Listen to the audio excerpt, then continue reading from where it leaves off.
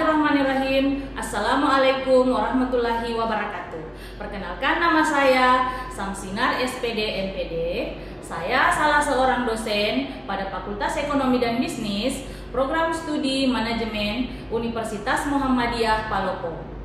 Sebagai seorang dosen, tentunya saya berkewajiban dalam menjalankan catur dharma perguruan tinggi yang meliputi bidang pendidikan dan pengajaran, penelitian, pengabdian kepada masyarakat, serta pengamalan nilai-nilai al-Islam kemuhammadiyahan. Pada kesempatan ini saya akan menyampaikan salah satu catur dharma perguruan tinggi yang telah saya lakukan, yakni pada bidang pengajaran. Salah satu mata kuliah yang saya ampuh pada program studi manajemen yaitu mata kuliah Statistik 2. Beberapa hal yang ingin saya sampaikan terkait dengan mata kuliah Statistik 2. Yang pertama adalah deskripsi mata kuliah.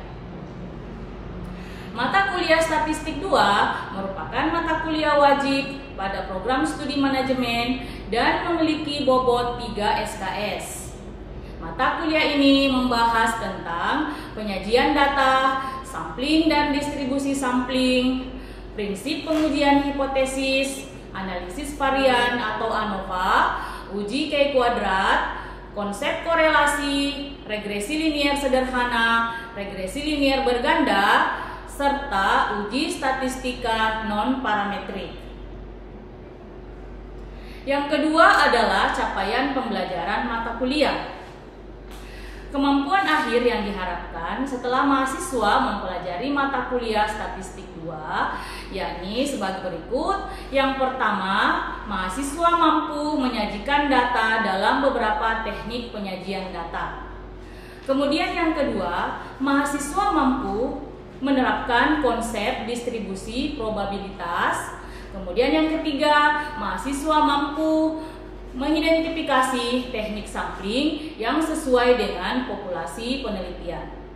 Yang keempat adalah mahasiswa mampu menerapkan estimasi pendugaan 1, 2, atau lebih parameter populasi yang sesuai dengan kondisi data.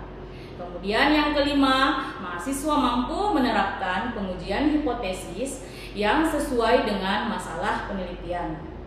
Yang keenam, mahasiswa mampu menerapkan pengujian validitas dan reliabilitas data penelitian. Yang ketujuh, mahasiswa mampu menerapkan uji K-kuadrat yang sesuai dengan masalah penelitian. Kemudian yang kedelapan, mahasiswa mampu menerapkan uji analisis varian atau ANOVA yang sesuai dengan masalah penelitian.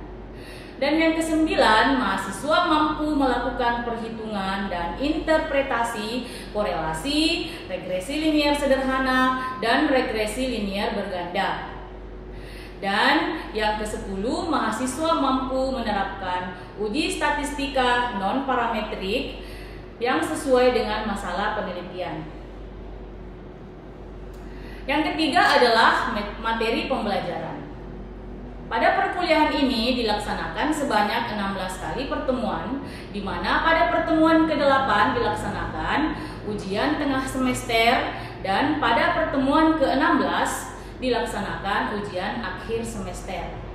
Adapun materi pembelajaran pada mata kuliah ini meliputi yang pertama, pertemuan pertama penyajian data dan distribusi frekuensi. Kemudian pada pertemuan kedua, distribusi probabilitas. Pertemuan ketiga, metode sampling dan distribusi sampling. Pertemuan keempat, estimasi dan pendugaan 1, 2, atau lebih parameter populasi. Kemudian pertemuan kelima, pengujian hipotesis, pengertian hipotesis statistik, pembentukan hipotesis awal dan alternatif, konsep penerimaan dan penolakan hipotesis. Kemudian pertemuan keenam, beberapa tipe kesalahan dalam hipotesis. Kemudian pertemuan ketujuh, uji validitas dan reliabilitas. Pertemuan ke-8, ujian tengah semester. Kemudian pertemuan ke-9, langkah-langkah pengujian dan perhitungan K-kuadrat untuk uji kecocokan. Kemudian pada pertemuan ke-10, langkah pengujian dan perhitungan ANOVA, untuk ANOVA satu arah dan ANOVA dua arah. Kemudian pertemuan ke-11, korelasi, jenis-jenis korelasi, korelasi produk momen dari person. Kemudian pertemuan ke-12 dan 13, regresi linier sederhana. Kemudian pertemuan ke-14 dan 15, statistik non-parametrik, perbedaan dan kelebihan statistika non-parametrik dibandingkan dengan statistika parametrik. Uji tanda, uji peringkat Wilcoxon, uji peringkat Mann-Whitney, dan uji korelasi Spearman. Selanjutnya yang keempat adalah sistem pembelajaran. Sistem pembelajaran yang saya gunakan adalah pembelajaran secara tatap muka yang berlangsung di dalam kelas. Selain pembelajaran tatap muka yang saya gunakan, saya juga menggunakan aplikasi WhatsApp Group. WhatsApp Group saya gunakan untuk mengupload materi-materi perkuliahan yang telah dibahas sebelumnya dengan harapan agar mahasiswa dengan mudah dapat melihat materi dan mempelajari secara mandiri. Kemudian yang kelima, metode pembelajaran. Adapun metode pembelajaran yang saya gunakan dalam mata kuliah ini, yang pertama adalah metode ceramah. Metode ceramah merupakan metode yang paling umum digunakan oleh dosen dalam menyampaikan materi kepada mahasiswa. Metode ceramah ini saya gunakan menyampaikan materi mulai dari pertemuan pertama sampai pertemuan ke-14. Yang kedua yaitu metode diskusi kelompok. Diskusi kelompok merupakan kegiatan bertukar pikiran, gagasan, serta ide, pengetahuan mahasiswa untuk memperoleh pemahaman terhadap suatu masalah dan bagaimana pemecahannya. Kegiatan diskusi ini saya lakukan agar mahasiswa dapat mengeksplor pemahaman dan mahasiswa saling bertukar pengalaman dan informasi. Kemudian yang berikutnya adalah metode tanya jawab. Metode ini saya gunakan dalam rangka untuk memancing keaktifan mahasiswa dalam proses belajar mengajar. Kemudian selanjutnya metode yang terakhir yaitu metode kuis. Metode ini saya lakukan dengan tujuan untuk mereview materi-materi yang telah saya bahas sebelumnya, sehingga pada saat menjelang UTS dan ujian akhir semester, mahasiswa akan lebih mudah menyelesaikan soal-soal yang telah saya berikan. Yang ketujuh adalah sistem penilaian. Adapun sistem penilaian yang saya gunakan pada mata kuliah ini, saya gunakan 4 kriteria. Yang pertama adalah kehadiran. Saya menilai aspek kehadiran mahasiswa berdasarkan ketepatan waktu dalam mengikuti jadwal pembelajaran di kelas. Pada aspek ini saya memberi persentase sebesar 25%. Kemudian yang kedua, tugas. Pada aspek tugas, saya menilai tugas mahasiswa, baik tugas secara individu maupun tugas secara kelompok. Pada aspek ini saya memberikan persentase sebesar 20%. Kemudian kriteria penilaian yang ketiga yaitu UTS. Pada ujian tengah semester di pertemuan ke-8, saya menilai kemampuan dan ketepatan mahasiswa dalam mengerjakan soal-soal yang saya berikan. Pada aspek ini, saya memberikan persentase sebesar 25%. Dan yang terakhir, kriteria penilaian saya gunakan yaitu ujian akhir semester. Pada aspek ujian akhir semester pada pertemuan ke-16, saya melihat kemampuan dan ketepatan mahasiswa dalam mengerjakan soal ujian akhir semester yang saya berikan.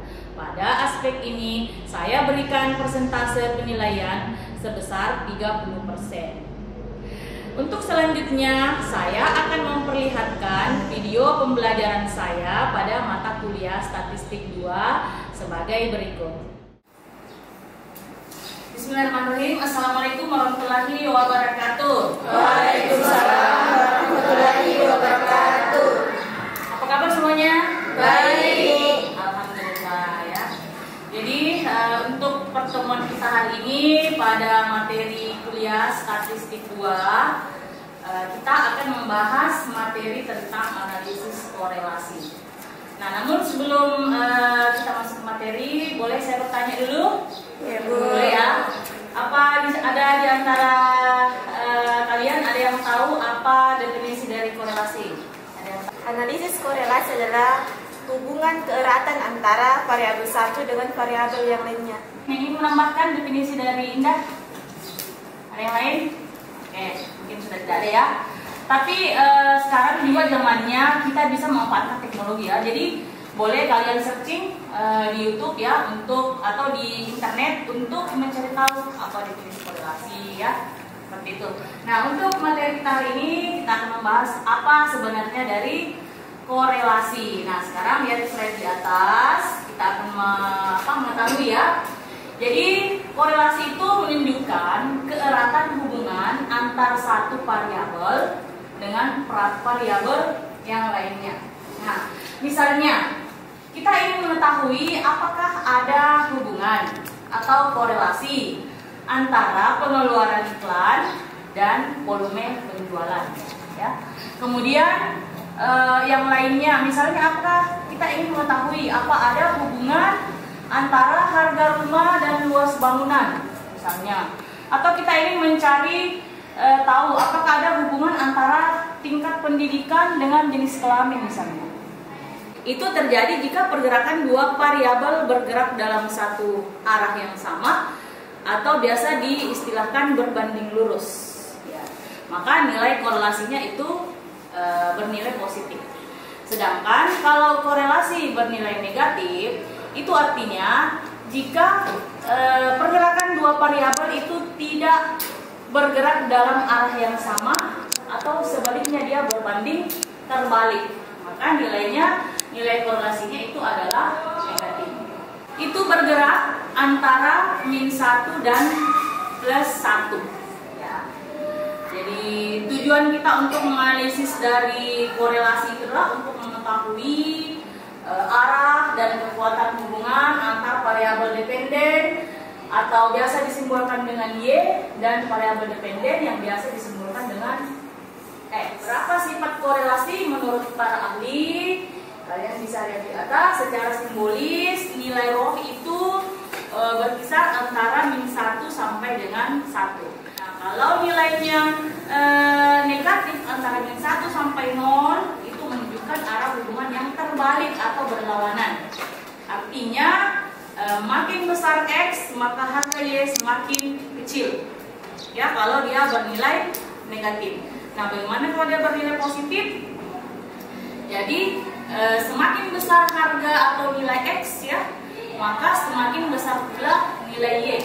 Itu yang dikatakan berbanding lurus. Kemudian yang berikutnya ini jika nilai korelasinya atau R-nya sama dengan 0, itu menunjukkan tidak ada hubungan antara variabel X dan Y. Nah, untuk grafik hubungannya bisa kalian lihat ya. Kalau ini namanya berbanding terbalik. Kalau yang ini namanya berbanding lurus. Kalau nilai variabel Y-nya tinggi, maka variabel X-nya juga tinggi. Sedangkan yang gambar ini tidak beraturan gambarnya, artinya dia tidak memiliki korelasi atau korelasinya sama dengan 0. Nah, kemudian ada beberapa kriteria korelasi ya oleh beberapa pakar. Di sini kita lihat kalau menurut Sugiono 2007, nah nilai korelasi itu berkisar antara 0,00 sampai 0,199, maka itu korelasinya sangat rendah. Nilai korelasinya sangat rendah. Sedangkan 0,20 sampai 0,399 nilai korelasinya sangat rendah. Nah, di sini saya ingin mengajukan pertanyaan kepada saudara-saudara sekalian ya. Ini saya punya nilai yang satu sama dengan 0,75. Ini positif ya. R2-nya minus 0,875. Saya mau bertanya dulu kepada saudari Rukaya. Menurut Rukaya, nilai di atas yang mana yang lebih besar ya? Nah, sebenarnya nilai positif lebih besar daripada nilai minus. Baik. Nah, yang harus kalian ingat di korelasi itu kita tidak melihat nilai plus minusnya. Yang kita lihat di sini adalah nilai nilainya. Saya mau tanya 0,75 yang mana lebih besar dari 0,875. Nah, jadi artinya apa, saudara-saudara sekalian ya, mahasiswa sekalian? Jadi di korelasi itu kita hanya melihat kita tidak melihat nilai plus dan minusnya atau arahnya negatif, ya. Kan tadi kan sudah kita bahas dari awal tadi ya. Jadi koefisien korelasi itu berkisar antara 0 sampai dengan antara minus antara 0 sampai dengan 1. Nah, kan ada nilai ya, ada minus. Nah, kalau minus itu berarti dia korelasinya negatif. Jadi kalian bisa lihat ya beberapa contoh. Nah, kita ingin mencari hubungan antara tinggi badan dengan berat badan. Nah, karena datanya sudah sama-sama numerik, tinggi badan numerik, berat badan numerik, kemudian diasumsikan datanya sudah berdistribusi normal, maka kita gunakan analisis produk momen dari person. Ketahui bahwa pendidikan itu adalah kategori ordinal, ya. Jadi kalau datanya sudah ordinal, kemudian sama-sama ordinal, maka kita gunakan analisis Spearman, Kendall-Pau, Gamma, dan Somers. Ya, dan begitu seterusnya ya. Jadi kita harus melihat jenis datanya dulu. Nah, untuk perhitungan manual kali ini kita akan membahas bagaimana cara mencari korelasi dengan korelasi dari produk momen atau person, ya, seperti itu. Nah, apa itu korelasi produk momen atau person? Di sini kalian bisa lihat ya, digunakan untuk mengetahui hubungan antara variabel yang bertipe numerik atau data skala berupa interval dan rasio. Ya.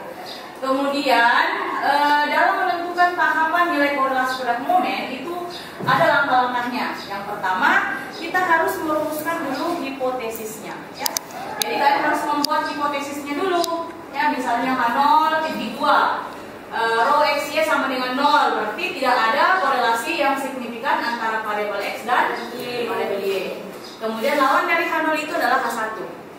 Jadi H1-nya adalah rho XY tidak sama dengan 0 atau tidak ada, atau rho XY kurang dari 0 dan rho XY besar dari 0. Maksudnya nanti kita lihat salah satunya di sini, apakah nilainya lebih kecil dari 0 atau nilainya lebih besar dari 0. Nah, atau apakah ada korelasi yang signifikan antara X dan Y. Kemudian yang berikutnya kita menentukan taraf signifikansi alfanya.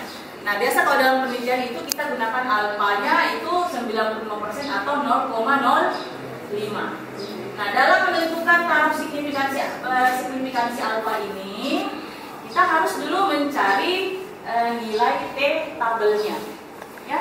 Jadi mencari tabel T ya, dengan DF sama dengan N dikurang 2. Kemudian yang ketiga kita menentukan statistik ujinya, yaitu kita gunakan uji T, di mana uji T itu rumusnya adalah T sama dengan RXY akar N dikurang 2 dibagi dengan akar 1 dikurang RXY kuadrat. Kemudian langkah yang keempat adalah kita mencari kriteria uji, ya, kriteria ujinya. Jika T hitung lebih besar dari T tabel, maka H0-nya ditolak. Kemudian jika T hitung lebih kecil dari T tabel, maka H0-nya diterima. Ya, jadi ini untuk langkah-langkah dalam mencari korelasi produk momen ya dari person. Nah, apa rumus yang digunakan? Nah, kita lihat di atas, rumusnya itu adalah RXY sama dengan N sigma XY dikurang sigma X dikali sigma Y dibagi dengan akar N dikali sigma X kuadrat dikurang sigma X pangkat 2 kemudian dikali akar N dikali sigma Y kuadrat ya dikurang sigma Y kuadratnya lagi ya, dikuadratkan. Nah, di mana RXY itu adalah koefisien korelasi produk momen dari person. Kemudian sigma Y-nya itu adalah jumlah dari pengamatan nilai Y. Kemudian sigma X itu sama dengan jumlah dari pengamatan nilai X. N-nya itu adalah total pernyataan atau pengamatan. Nah, setelah setelah itu kita mencari rumus korelasi produk momen RXY, kita akan menentukan besarnya kontribusi variabel X terhadap variabel Y. Nah, kita gunakan rumus KD. KD itu adalah koefisien determinasi. Jadi kita mencari koefisien determinasinya. Jadi kita tinggal mengkuadratkan tadi hasil dari RXY tadi, kemudian kita kalikan 100%. Itulah nilai koefisien determinasinya. Kemudian selanjutnya kita melakukan uji signifikansi, ya. Nah, ini saya tampilkan contoh ya untuk melakukan perhitungan korelasi dari produk momen person untuk contoh kasus ya. Jadi misalnya sebuah perusahaan XYZ mengumpulkan data informasi mengenai besarnya biaya iklan yang dikeluarkan dan volume penjualan produknya. Pemilik perusahaan menduga bahwa terdapat hubungan positif antara besarnya biaya iklan ya, yang dikeluarkan dengan volume penjualan produknya, di mana tingkat kepercayaannya sebesar 95%. Nah, berikut data yang dikumpulkan. Jadi silakan simak datanya di atas. Nah, bisa kalian lihat biaya iklan itu dalam juta rupiah dan volume penjualan produk dalam juta rupiah. Jadi datanya sudah ada di atas. Kalau biaya iklannya 1 juta, maka volume penjualannya 4 juta. Ya, kemudian kalau biaya iklan 3 juta, volume penjualan produknya 6 juta. Begitu seterusnya ya datanya. Nah, jadi setelah kita memperoleh nilai ini X kuadrat, Y kuadrat, X dikali Y. Nah, di sini kita lihat ya, kita tulis N-nya sama dengan 6. Kemudian sigma X-nya, jumlahnya dari variabel X ini 26. Jumlah dari variabel Y ini adalah 54. Kemudian jumlah dari X kuadrat ini ya, sigma X kuadrat ini sama dengan 136.